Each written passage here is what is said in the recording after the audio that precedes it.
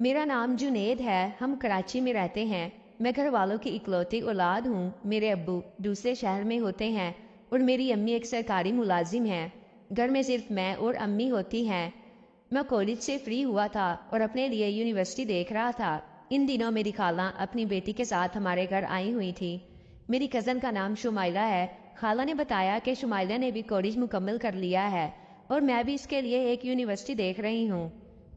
तुम्हें तो पता है हम गांव में रहते हैं और वहाँ तालीम का निज़ाम इस कदर एडवांस नहीं है। खाला ने मुझसे कहा, जुनेद बेटा, तुम शुमाइला के लिए कोई अच्छी सी यूनिवर्सिटी देखो।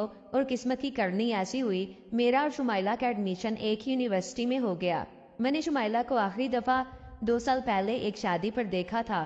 तब वो दुबली पतली थी, लेकिन अब तो वो जवान हो गई थी और बड़ा हुआ खूबसूरत जिस्म मुझे इसकी तरफ मतवज्जो कर रहा था।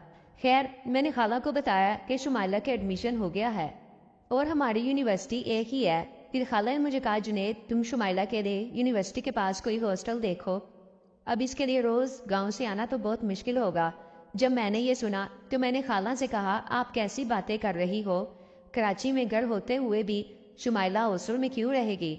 वैसे भी हम घर पर 2 लोग ही तो होते हैं। अगर शुमाइला भी आ जाएगी तो रौनक और ज़्यादा बढ़ जाएगी।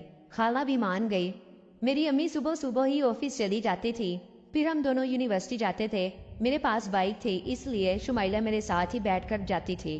पहले तो थोड़ा मुश्किल हुआ, लेकिन कुछ वक्त के बाद हमारी दोस्ती काफ़ी गहरी हो गई। लेकिन मैं कुछ और ही चाहता था और शायद किस्मत को भी वही मंजूर था। हमारे घर में 2 बाथरूम थे, एक नीचे वाले फ्लोर पर और दूसरा मेरे कमरे में।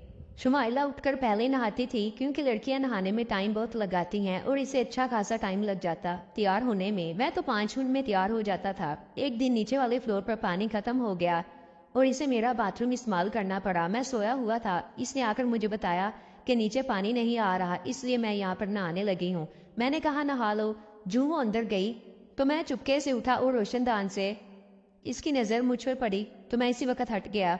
वो बाहर आई। इसने कोई बात न की। मुझे लगा आज तो मैं गया, लेकिन मैं हैरान तब हुआ जब अगले मुसलसल 5 दिन इसने ऐसा ही किया। वो आती और मैं।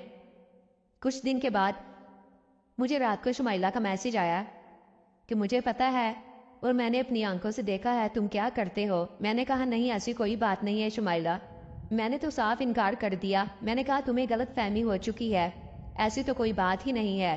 फिर मैंने बात को रफा दफा किया।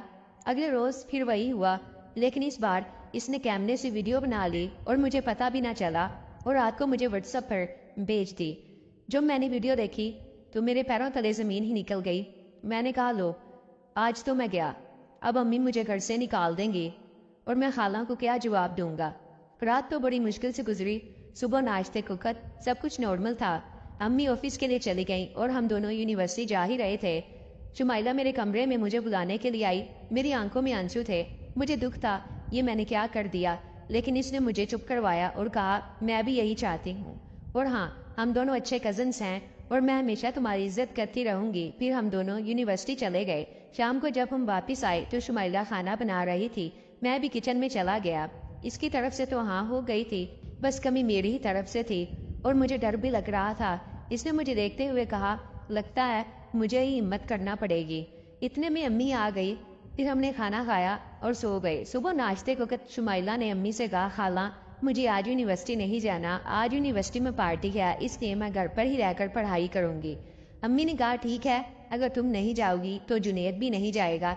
शुक्र है तुमने मुझे बता दिया, नहीं तो इस बदतमीज ने तो सारा दिन उधर पार्टी में गुजार देना था।